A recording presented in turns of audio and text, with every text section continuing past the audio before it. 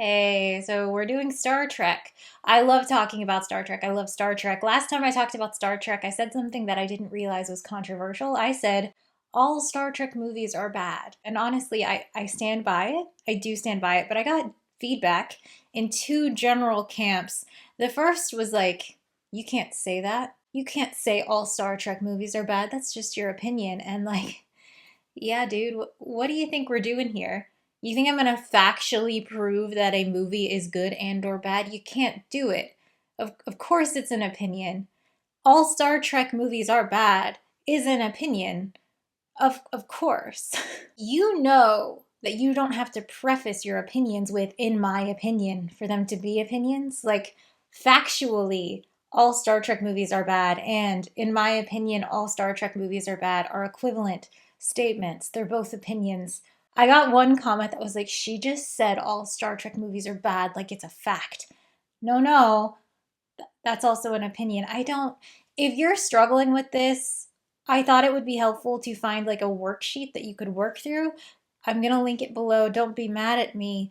It's based on the only one I could find, which was for second graders. So, the second bit of feedback I got was, you say all Star Trek movies are bad, counterpoint, Wrath of Khan, and like, really? Wrath of Khan is certainly one of the better Star Trek movies, but is it a good movie? Would we call it good?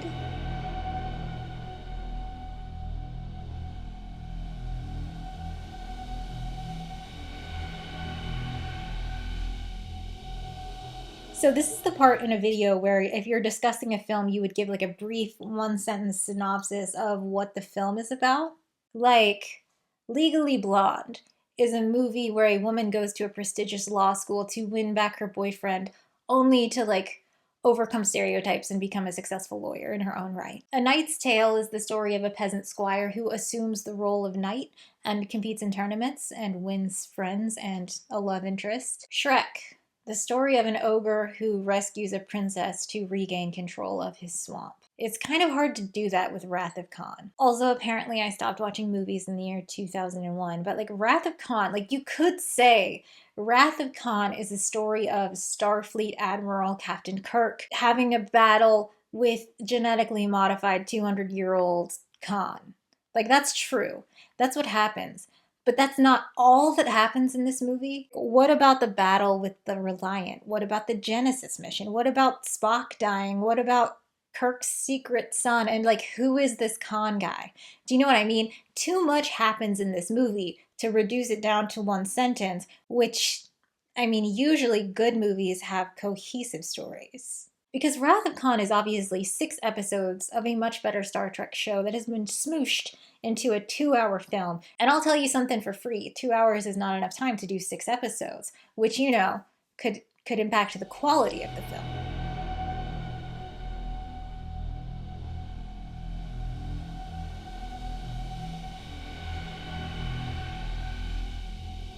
Okay, episode 1, Kirk is old.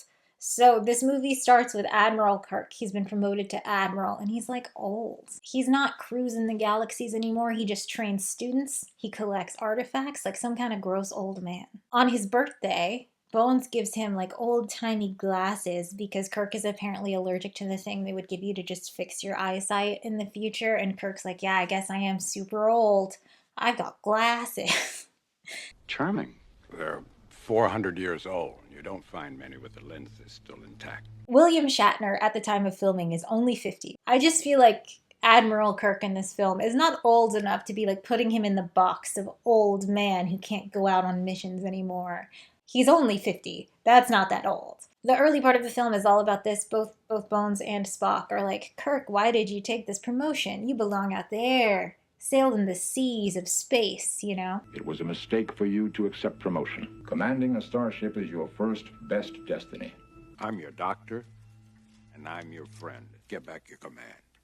Episode 2 of this hypothetical show that has been smushed into a movie is about Kirk training students. So, like, the old guard training the next generation.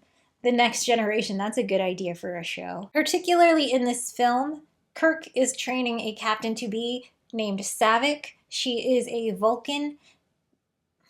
Listen, I'm only talking about the text of the film. Okay? I know that there are books and there are retcons. In the film, Saavik is presented as a Vulcan. Okay, Saavik takes the Kobayashi Maru simulation test exam thing, and she feels like such a piece of shit after. And she's talking to Kirk, and she's like, buddy, daddy, please, please tell me how you pass this test. Help me be a better future captain. A no-win situation is a possibility every commander may face. Has that never occurred to you? So we should talk about the Kobayashi Maru. It's like a simulated training test situation for aspiring captains. You're the captain of a ship, a starship, like in Star Trek, and you hear a distress call from the Kobayashi Maru, and it's just like a civilian vessel, but oh no, the Kobayashi Maru is stuck and they need help, but they're in the neutral zone. And you're on a Starfleet ship. If you enter the neutral zone, that's an active war. So like if you wanted to tow them out to safety, you can't do that. That's an active war. If you leave them there in the neutral zone, surely Klingons will come and just shoot them up. What are you gonna do? It's the Kobayashi Maru test. Captain, I'm getting something on the distress channel. On speakers. Imperative. This is the Kobayashi Maru. Mr. Sulu, plot an intercept course. May I remind the captain that if a starship enters the zone... I'm aware of my responsibilities, mister. I've lost their signal. Alert. Sensors indicate 3 Klingon cruisers bearing 316 Mark 4. Closing fast. Visual. Main energizer hit, Captain. Engage auxiliary power. Prepare to return fire.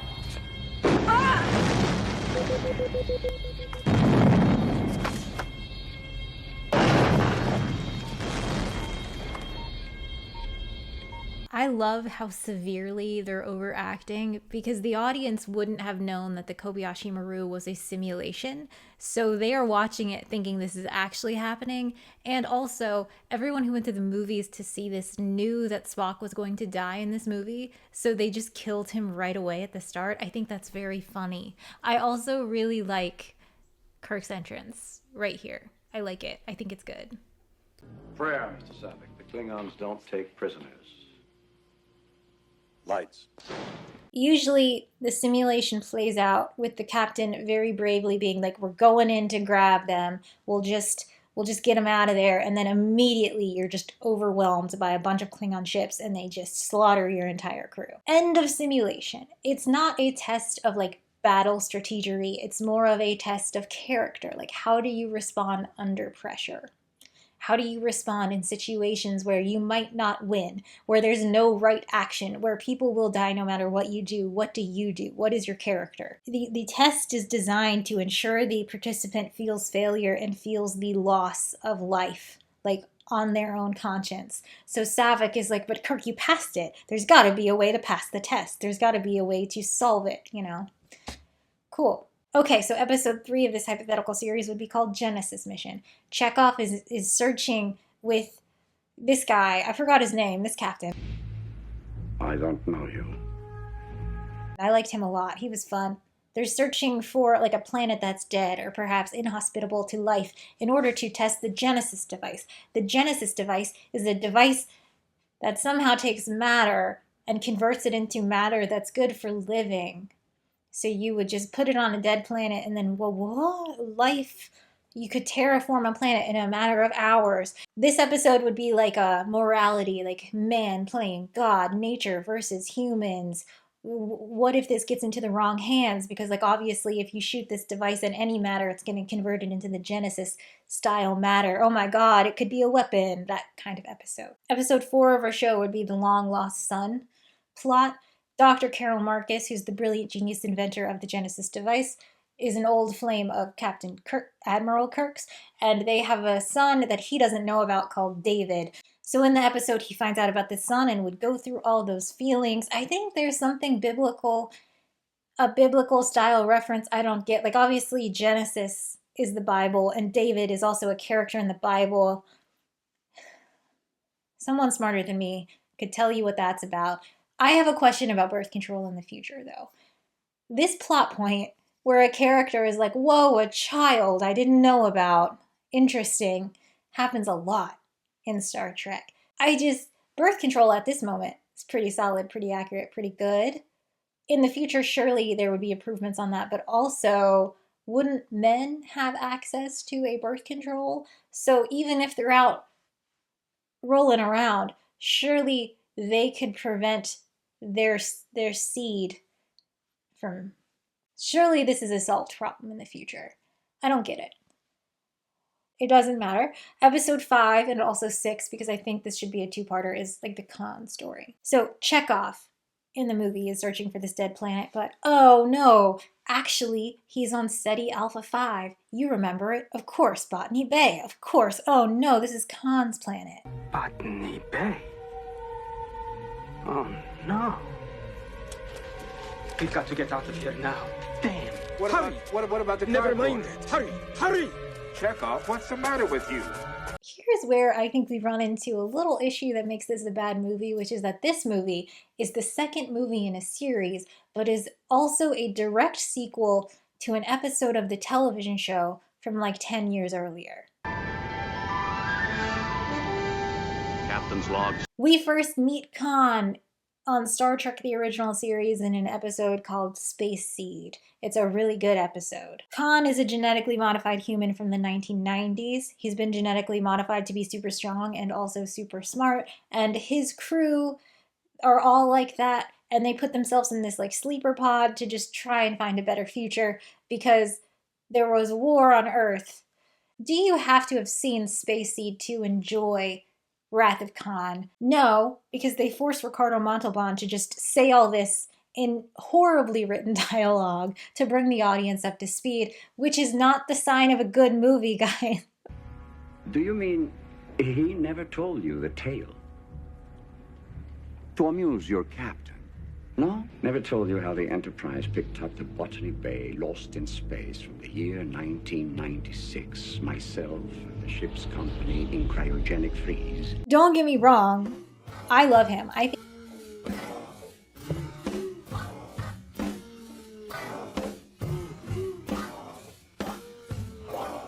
Don't get me wrong. I love him. I think he's a great actor. I think he's great at playing Khan. I think he's really good at delivering this dialogue, but like, perhaps instead you could write a story that doesn't require you to have an exposition dump. Perhaps what if that?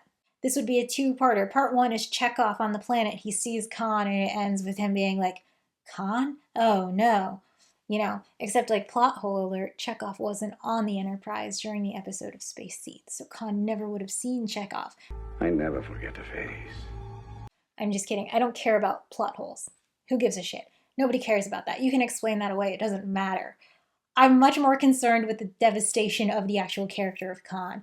I don't like what they've done to him in this film. Then your sympathies were with... You are an excellent tactician, Captain. You let your second in command attack while you sit and watch for weakness. He goes from brilliant tactician, tyrant, leader to like Captain Ahab. From hell's heart, I stab at thee. For hate's sake, I spit my last breath at thee. Captain Ahab is a fun character, but we already had a fun character. Why shift him so much to just be like this crazy wackadoo who will kill Kirk at any cost, even if his whole ship explodes, even if all of his people die, even if he dies? Like, I just, like, we already had a good character. Why change him so much into this archetype of crazy bad guy? I'm not the biggest fan of crazy bad guy. So in the show, Khan, the character, references Paradise Lost, like a direct quote from it, and like it gives information to Kirk, but he's not carrying around the book. Did they need to do this? Like, we get it. We get the Moby Dick thing. He's directly quoting Moby Dick. Like, most of his lines are just taken from Moby Dick. We get it. Come on, we're not dumb. This just annoys me. I really like the Space Seed episode. I would say it's better than the Wrath of Khan movie, except I don't like that they put him in brown face. I don't understand that. My name is Khan. Please sit and entertain me. I also don't like this. I also don't like this. Captain, that's the old Morse code call signal. Thank you, Lieutenant. CQ? CQ? We're reading it, Lieutenant. That's her job, man. Leave her alone. She's literally That is in her job description. Let her do it. Don't yell at her. What the fuck? I also like in the movie that Khan let the women in his group have clothes. That's much nicer than before. Anyway, if we were making Wrath of Khan into a show, Khan would be 2 episodes. Part 1 would be Chekhov's on the planet doing science, and then he discovers Khan. Oh no, bum bum bum. Part 2 would be Kirk fighting Khan. I would also like it if they didn't get in a fist fight, because if Kirk and Khan got in a fist fight, you know, Khan would win. It doesn't make sense for Kirk to win that.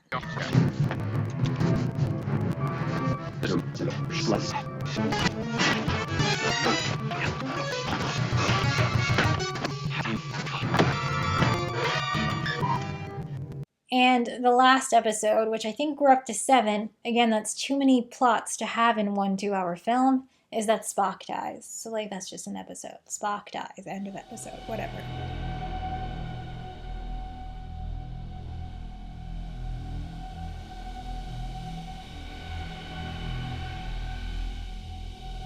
That's the plot of Wrath of Khan.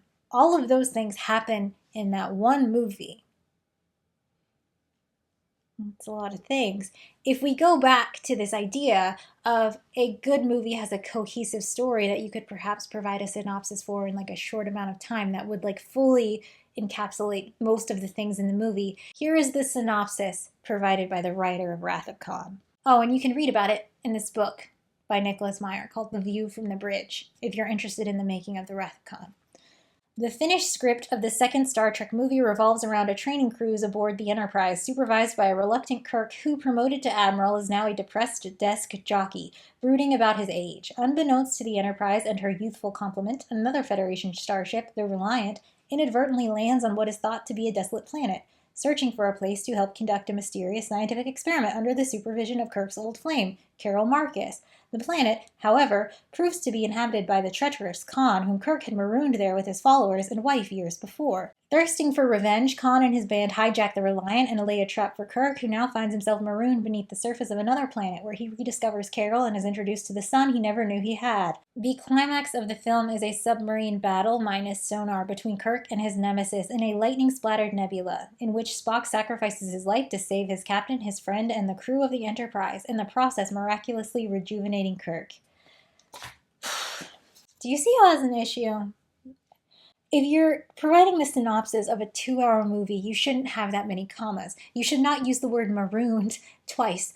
Too many things happen in this movie. You guys, it's not a great movie. It's not a good cohesive story, is it? This movie has no time to address the things it brings up in the plot. For example, Spock dies in this movie, and the character of Spock is in this movie for like 7 minutes total, and that kind of brushes up against one of the issues with making a Star Trek movie, which is that a lot of times these actors were very successful on the show and they made a bunch of money, and now they don't want to be doing Star Trek anymore. And so in order to like coax them in, you just say like, oh, you can do whatever you want. You want to drive a dune buggy through the desert? You want to direct the movie yourself? Why not? You want to have a whole season about a domestic abuse situation where a woman hangs herself in front of her child on screen? Why not? Why not? You can do that as long as you'll be in it, because people will watch it if you're in it, right? I mean, I'm not a professional movie maker. I just feel like you can't put that constraint and also still make a good movie. Because the thing about Spock dying in this movie is that it has fuck all to do with this movie. Spock is in this movie for like 7 minutes. At the start, he's like, Kirk, I'm your friend. I'm always going to be your friend. And then at the end, he sacrifices himself to save the ship, and Kirk runs down to engineering, and Spock repeats the lines, and he dies.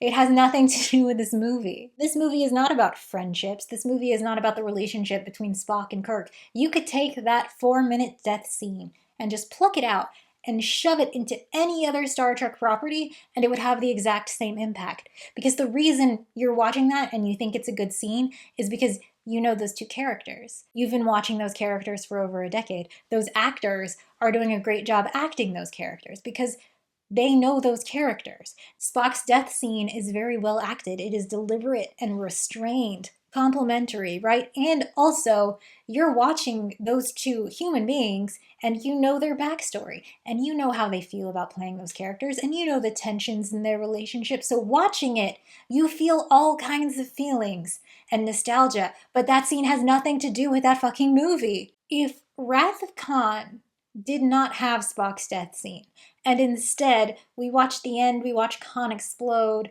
and then Kirk and Carol Marcus and Bones, and then also Spock, who didn't die, are standing on the bridge, just marveling at the Genesis device explosion. And then Kirk delivers his final line, which is like, I feel so young. If Spock was there, it would have no change, because Spock's death was irrelevant to the plot of the movie. It was there because Spock is played by a human actor named Leonard Nimoy, who was like, kill me off, I don't want to do this anymore. I will only be in this film if you kill me. Do you know what I mean? That's not how you make a good movie. It's in there because they have to kill Spock. It's on the list. What was the time on that? I feel like I've explained what happens in the Wrath of Khan movie by now. Okay. So you're watching Wrath of Khan, and you're realizing that it kind of feels like a bunch of story beats that were smushed together and not really like a nice cohesive movie story, right? It's almost like they had a list of cool scenes they wanted to shoot and they worked backwards to make a story. And I feel like that's a big failure. Like, that's not how you make a good movie. I am sure that someone somewhere got one idea for a really cool movie scene and then worked backwards and made a good movie. But I don't think that's what happened here. I think the fact that you're watching Wrath of Khan and you can tell that they just needed this scene to get to the next scene makes it a bad movie. If I am watching it and I'm already primed to love it, right? I love Star Trek. I love Space Seed, the episode. I love these characters. I should be having a good time. I shouldn't be sitting there realizing like, oh, I guess Chekhov's on this planet because they needed to find Khan. Does that make sense? Like, wouldn't Starfleet have known this planet was here? Like, wouldn't they just mark this sector off or something? Like, why? That's not how you watch a good movie, is it? That's how you watch a bad movie. A movie that's not successfully being a movie. Ignorant, as I say, or arrogantly uninterested in precedent, I was intent on refashioning the second movie as a nautical homage. I like that, actually. I like Moby Dick. I like nautical stories. I think that's a fine idea. I think a good movie could have sprung from that. And the script? Bennett prompted quietly. Well, here's my other idea, I told them, taking a deep breath and producing a yellow legal pad from under my chair. Why don't we make a list of everything we like in these 5 drafts? Could be a plot, a subplot, a sequence, a scene, a character, a line even. Yes? And then I will write a new script and cobble together all the things we choose. They stared at me blankly. In this book, this story is told as this big heroic moment. He wants to do a nautical thing, sure, good idea. He's given the 5 previous scripts that the studio is like, all of these are trash. He reads them, he's like, all of these are trash. And his big, brilliant idea is, well, we'll just pick all the things we like and smoosh them together. That's not how you make a good movie. That's not how you make a good movie. You can tell it's a bunch of things smooshed together, and I would prefer instead to have a nice, good movie. You know? I think this scene is a good example of what I'm talking about. This is Scotty's nephew who died in engineering during the battle with the Reliant, and he comes up to the bridge. He carries this kid's body to the bridge, and then in the next scene they're immediately in sickbay, and it's like you had to walk past the medical bay to get to the bridge so you could have this scene where you carry this body. It doesn't make sense. Like, you took 2 separate elevators to do this scene. It's a cool visual, but it doesn't make any sense. Like, it's just in there because you thought it was a cool visual. And because this script is a Frankenstein of other bad scripts, none of the original voices are there to do the Star Trek thing where they talk about why the scenes are happening. I don't know if I'm going to be able to explain this. Like, there's just so many moments when me, a Star Trek fan, is watching Wrath of Khan where I'm like, okay, we just had this big scene. Now is the moment where we're going to discuss. Now is the moment where we will use this future story to analyze and reflect on modern life. I'm sure that will happen, but that's not what happens in Wrath of Khan because they just jump to the next scene on the list on the yellow legal pad. You know what I mean? Here's a list of things that Wrath of Khan shoved in my mouth, just begging me to chew on it and think about it, and then refusing to let me. No. Here's a list of things from the Wrath of Khan that I would like to chew on, that I would have liked the actors to discuss textually in the film. Does that make sense? Does that scratch for you? That's what I want from Star Trek. Number 1, the Kobayashi Maru. Listen, I don't hate the Kobayashi Maru. I hate meaningless reference to the Kobayashi Maru. Later Star Trek is just half references to old Star Trek, and that does not make a good movie. You can't just reference a thing and expect me to be happy about it. Do you know what I mean? Hang on.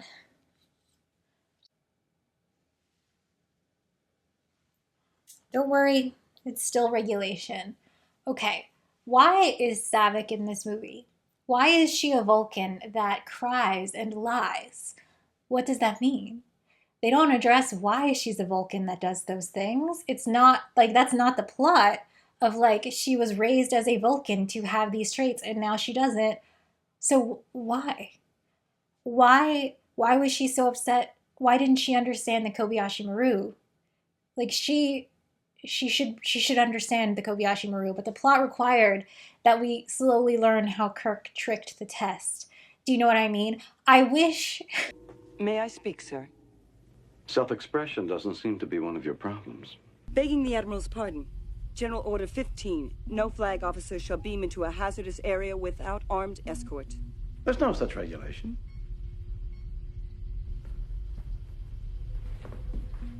All right, join the party. I wish they would have addressed why this was a subplot in the movie. Like, at the end, Spock's dying, and he's like, I guess I never took the Kobayashi Maru, but this is kind of like it. And it's like, well, no, Spock, because in the Kobayashi Maru, you're the captain, and you make a choice that kills other people. You're instead choosing to sacrifice it's not the same thing.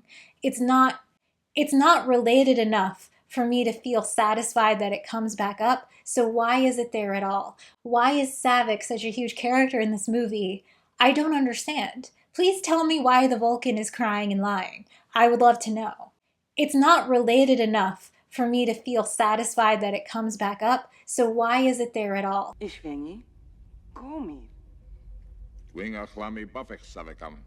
all the souls I have encountered in my travels, his was the most human. Are your engines capable of handling a minor training cruise? Give the word, Admiral. Mr. Scott, the word is given. Is the word given, Admiral? The word is given. Warp speed. In any case, were I to invoke logic, logic clearly dictates that the needs of the many outweigh the needs of the few. Or the one. The needs of the many outweigh The needs of the few. or the one. You are my superior officer. You are also my friend. I have been and always shall be yours. I have been and always shall be your friend. Number 2 is the Genesis mission. So we have a device that you shoot at matter and it turns it into a different kind of matter. And this can be used to terraform planets or just kill anything it touches. It's brushed over. Bones is like, we can't play God. And Spock's like, come on, Bones. And that's all they talk about. According to myth, the Earth was created in 6 days. Now, watch out. Here comes Genesis. We'll do it for you in 6 minutes. I do not dispute that in the wrong hands. In the wrong hands? Would you mind telling me whose are the right hands, my logical friend? Why bring up this giant science test if we're not going to have the morality discussion? Like, very luckily in this film, Khan gets it and then only kills himself and his crew. But, like, shouldn't Starfleet check in on why they were building that or how it got into the wrong hands? I don't know. Also, when Dr. Carol Marcus is proposing her project to Starfleet to get funding, she talks about food shortages and scarcity, Like, we will build the Genesis device, we will go to a dead planet, and we will grow food there, and it will solve the food shortage issue. When we consider the cosmic problems of population and food supply, the usefulness of this process becomes clear. And that's why Paramount should hire me specifically. My last video was also a job application. I haven't heard back. We'll try again. Hire me to read your scripts, because a line like that would be clocked immediately. What do you mean scarcity and food shortages, Dr. Carol Marcus? Because Star Trek is abundance. Star Trek is what happens when you set aside your stupid human fights and you work together through collaboration and cooperation. You get these huge technical advancements, and it's abundant. There's no money. Everyone can do what they want. We have the galaxy to play with and explore. Why are we researching food shortages, Dr. Carol Marcus? Are you telling me that we're watching Kirk and Spock fuck around in space and there are human beings starving on Earth? Is that what you're telling me? I don't like to hear that, Dr. Carol Marcus. Come on, it's just one throwaway line. Hire me to check it. Whatever. There's another thing in this Genesis mission which I think is very poorly thought out, which is that the son, David, is constantly saying, I'm so nervous when Starfleet is around. They're going to come and they're going to take it and they're going to make it a weapon. They're going to kill everyone. We can't trust them. We can't trust Starfleet. And why does he think that? At first, you're thinking, oh, well, Dr. Carol Marcus is his mother and Kirk is his father. So maybe she's shoving this idea into him and she's saying, don't trust Starfleet because she doesn't want him to talk to Kirk. That makes sense. Sure, why not? Make him distrust Starfleet so he never discovers his father. Whatever, kind of shitty, that sucks, but like, that makes sense. But that's not what's happening. Every time David says something like that, Dr. Carol Marcus is like, no, he's not a Boy Scout, they're doing what's best, you know? Every time we have dealings with Starfleet, I get nervous. We are dealing with something that could be perverted into a dreadful weapon. I knew it. I knew it. All along the military wanted to get their Is hands on this. completely improper, Commander. Starfleet. I've tried warning you before. Scientists have always been pawns of the military. He killed everybody we left behind. Well, of course he didn't. She even has a line where the Reliant, which is a Starfleet ship, is taken over by Khan, but they don't know that. And Chekhov video calls her. She's like, hey, according to Starfleet, Kirk said, he said this, we can come take all your stuff, so we're going to come do that, so prepare it for us. And Dr. Carol Marcus is like, what's going on? And David's like, see, you can't trust Starfleet. And Dr. Carol Marcus goes, I don't subscribe to your interpretation of these events. I should have looked up the actual line she said. I think it's something like that. Cannot and will not subscribe to your interpretation of this event. Carol Marcus trusts Starfleet implicitly. She loves Kirk. She loves him. So where does David get this? It must be from the other scientists, right? He grew up on this science base. It's not Starfleet. It's a separate, they get funding from Starfleet, but it's a separate entity. It's non-government science. Maybe it's a university, right? So all the other scientists are telling David not to trust Starfleet? Why? Is that a common sentiment among scientists in the future? I don't like that. Does Starfleet have a habit of stealing science and making weapons? I don't like when you make Starfleet the bad guy. That's not what I want. If they had opened this up and discussed it, I think that would have been a really interesting movie. Because even right now in this moment in 2026, we have this like terrible government destroying science, and we have people at universities just begging, trying to maintain their labs and still do their shit, right? So you could have had a story similar to that, with Starfleet being the bad guy. I wouldn't like it, but I can see how it would happen. I thought this was a really interesting thing to bring up, and then they don't discuss it at all. It's not even mentioned. Like, Kirk shows up and he's like, you're right, it wasn't Starfleet, and everything's fine. And I'm just like, wait, why do all the scientists hate Starfleet? Why? Tell me why. David even calls them the military. He's like, the military is going to show up. And I found that just interesting because I don't think of Starfleet as the military, which is stupid because of course they are, right? Like, Roddenberry had this idea that Starfleet is like the Coast Guard, you know? And that's horseshit because they're constantly at war. They're constantly firing weapons. They're constantly destroying lives. Like, they are the military. I don't like to think of it that way. And when you bring it up, it makes me think about it. And when you don't address it, then what are we even doing here? Like, why bring it up if we're not going to address it? Why does David think that? Where did he get that idea? Is there merit to it? That's why we need Star Trek 3 Wrath of Khan Part 2. The third thing is that this movie brings up and then just absolutely avoids at all costs addressing is the Khan thing. These people are dead, Jim. You killed these people. You took Khan, an evil Napoleon genetically modified superhuman, and all of his friends, and you just shoved him on a planet, and you're like, we'll see what he's like in 100 years. That'll be crazy. Like, bro, this is your fault. Your friend is dead because of you. You killed Spock, man. He doesn't pause for even a second to be like, man, I really fucked up, right, guys? Sorry. Sorry all your friends are dead, David. I heard that you could hear them torturing the scientists trying to get to the Genesis device. That sucks. Nope, doesn't come up. There's a moment where Chekhov's like, he says you killed his wife. And Kirk is just like, I know what I said. And then never comes up again. He's completely mad, Admiral. He blames you for the death of his wife. I know what he blames me for. Dude, this is your fault, man.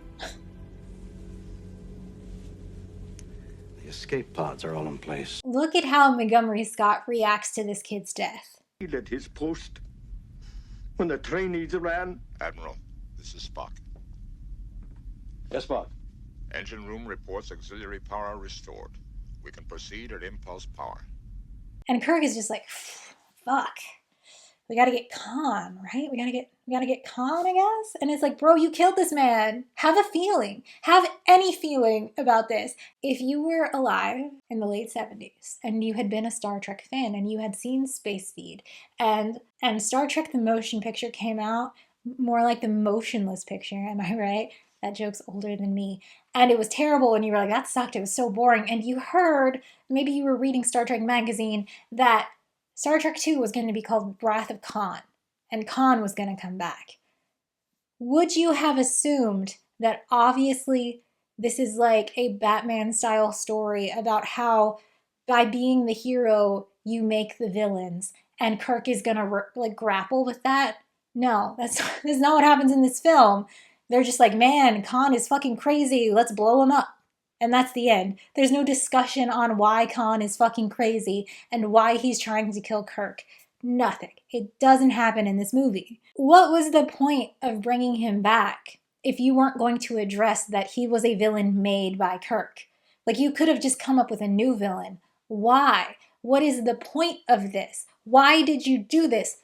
Good movies usually have points and reasons and themes even.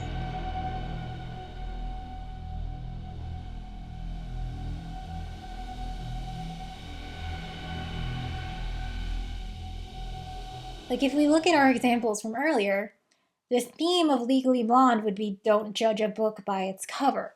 The theme of A Knight's Tale is also kind of don't judge a book by its cover. And Shrek, you're not going to believe this, but ogres have layers just like onions. I didn't do that on purpose. I know there are other themes that exist. Gladiator is a good movie, right?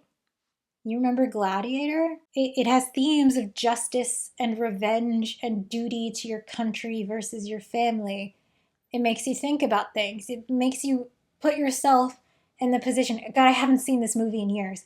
What's Maximus Decimus Meridius? You're in his shoes and you're like, what would I do? Like, what are my morals and values? That's a good movie. Alien. Now that's a good fucking movie, right? Have you seen Alien? I know for a fact the people who directed and wrote Wrath of Khan have seen Alien because... The light is supposed to be at our disposal, not vice versa. Seems clear, Starfleet. I know that, but I can't believe Star.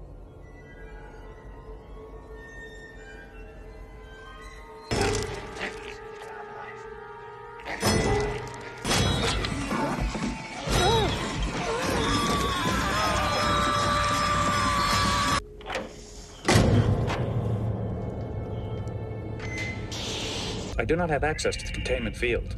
You will have to establish a new link. But that's a good fucking movie, right? Alien, an incredibly simple story. You have your crew, they're on a ship, they want to go back to Earth. Oh no, there's an alien on the ship. Kill the alien, don't die, don't bring it back to Earth. That's the whole thing. But Alien is a very simple story.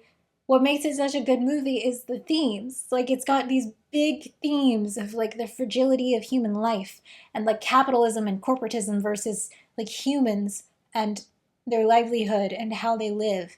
It's very, you guys, Alien's a good movie.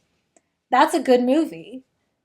What is the theme or themes of Star Trek II Wrath of Khan? What are they? What's the point? What's the point of this movie? I mean, you would think it might be revenge or the futility of revenge, but the whole Khan thing is just never addressed. Kirk made Khan, a bunch of people died. Kirk has no feelings about that. Doesn't cross his mind. It's so fine, it doesn't matter. So the theme is not revenge. Maybe it's like science versus nature because of the Genesis thing, but they also don't discuss that. They don't discuss like what this means for the world. They don't discuss how it could be used for good or evil. They're just kind of like, don't let it get into the wrong hands. Thank God it exploded. Now we never have to mention this again. So that wasn't really the story. You could think it's the fatherhood thing, but this man never speaks to this boy.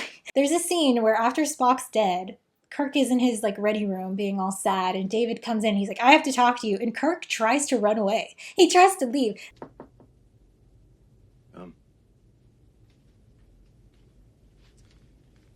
I don't mean to intrude. No, not at all. I should be on the bridge. This man does not have any feelings about being a father. He's like, whatever, it's fine. It's not about fatherhood.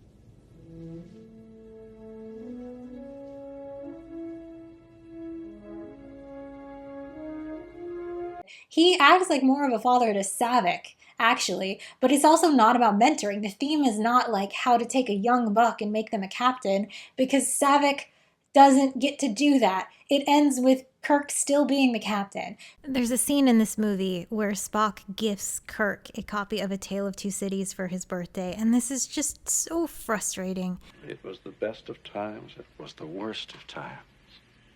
Message, Spock? None that I'm conscious of. Because we know the story of A Tale of Two Cities by Charles Dickens. We know the theme of A Tale of Two Cities. The theme is one of self-sacrifice, of resurrection, a man giving his life to save others. And by doing that, his life now has more meaning than it did before. Of course, we should recognize that this is exactly what Spock does at the end of the film, but it's just, it's frustrating. It's insulting. It's like he's mocking us, the writer and director of this film. This man has presumably read this book. This man knows that stories do have themes, but does he think literally textually in the film having the main character holding a copy of a book with a theme he wants to insert counts? Because that's not how you give a film meaning. It doesn't count to just have them hold a book and be like, huh? It's similar, right? You see how it's similar? Like, sir, just...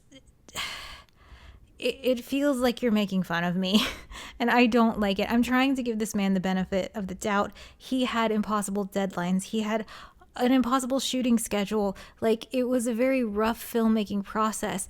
But please, sir, you can't just have your main character hold the book and be like, it's kind of like this. Just feel this way. Feel like you felt reading Charles Dickens while you watch this movie. That's not how you do it. Oh, it's so upsetting. So there's no theme, guys. There's no theme of this movie. This movie has no point. It's just a bunch of things splooshed together. It makes no sense. Okay, let's look at the synopsis again by the guy who wrote it. Kirk, who's promoted to admiral, is now a depressed desk jockey brooding about his age. And then it ends with, in the process, miraculously rejuvenating Kirk. They think that the theme of Star Trek II, Wrath of Khan, is about feeling old and realizing, oh, maybe not. That's what they think the theme is. And it's not supported by the text, so I'm not sure how they got that. You can't... It honestly almost feels when you're watching that those scenes were filmed like long after the movie had been made. And I mean, maybe that's true. But like, the whole Khan thing happens, the whole Genesis thing happens, and then they're like, oh shit, what's the theme? So they just have Kirk being like, I'm old at the start, and it ends with like, I feel so young. There's a scene in this movie just after Kirk learns he has an adult son, and he's sitting there solemnly, and Dr. Carol Marcus, the mother of his child, is like, what are you feeling? Tell me what's going on? And Kirk says, there's someone who's trying to kill me, and I just found out my son would help him. And then he goes, I feel old. Those two things make him feel old. He doesn't feel sad or upset about the deceit from this woman. He doesn't feel sad about the loss of seeing his child grow up. He doesn't feel sad that this decision he made 15 years ago has killed multiple people and will continue to kill. He feels old. That's how he feels. That's his feeling in this moment. And then Dr. Carol Marcus says, I can make you feel young again. Not like that. Let me show you something that'll make you feel young as when the world was new. And she takes him into the Genesis room and she says, this. Can I cook or can't I? Which I think is funny. And then he feels young. Like he sees the Genesis device do its thing and he's like, wow, I do feel young. And then you guys, that exact same scene happens at the end of the movie. Again, we see Kirk watching the Genesis device in action. And again, this time the final line of the film, he says, I feel so young. And it's like, we know, dude, we watched you say that a full hour ago. Like, so there's been no growth for you? Like you watched Spock die and you feel the same way? Like, come on. This can't be the message of the film, that we need to make sure Kirk feels young. I mean, I guess that's what I said at the start. He's only 50. He shouldn't feel old. So thanks. Thanks, I guess. I feel young. That's not good enough. That is not good enough, Star Trek. What is the theme of this movie? There isn't one. There's no point to this movie. It's a smooshed list. You can't do this to me, Star Trek. It's not good. All right? You're going to tell me this movie is about getting old? This is not about age. And you know it. This movie sucks, you guys. It's fun. I like to watch it. I will watch it again. I like these actors. I think it's well acted. I like the music. I like the sets. Is it a good movie? Absolutely not. It's not.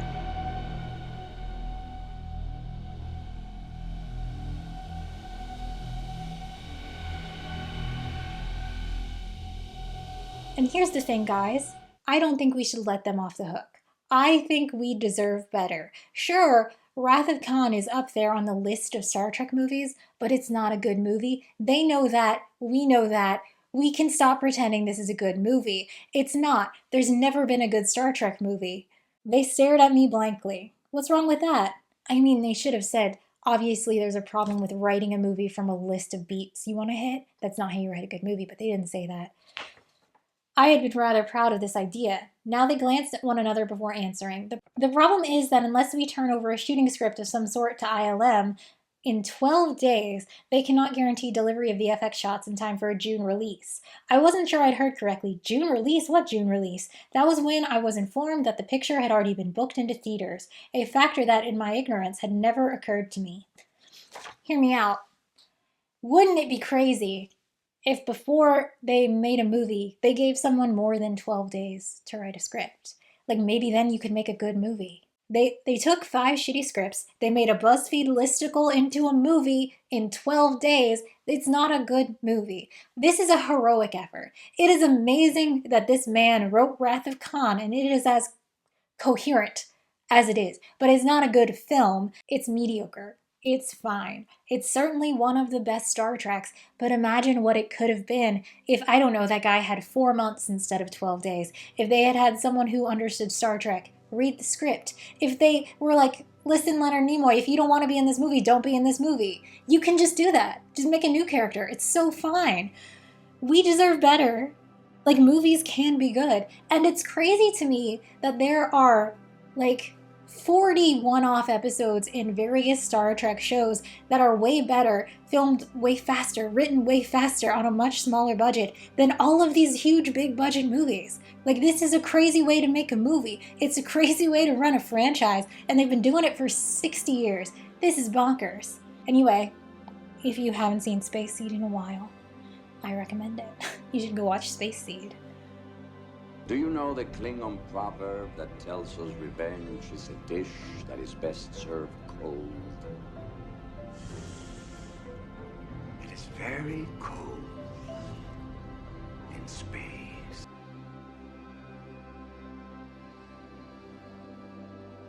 Jim. Be careful. We will.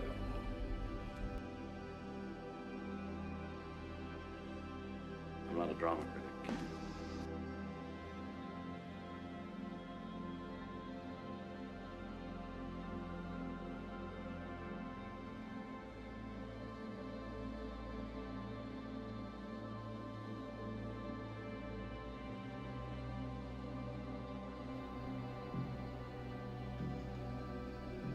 Well, either choke me or cut my throat. Make up your mind.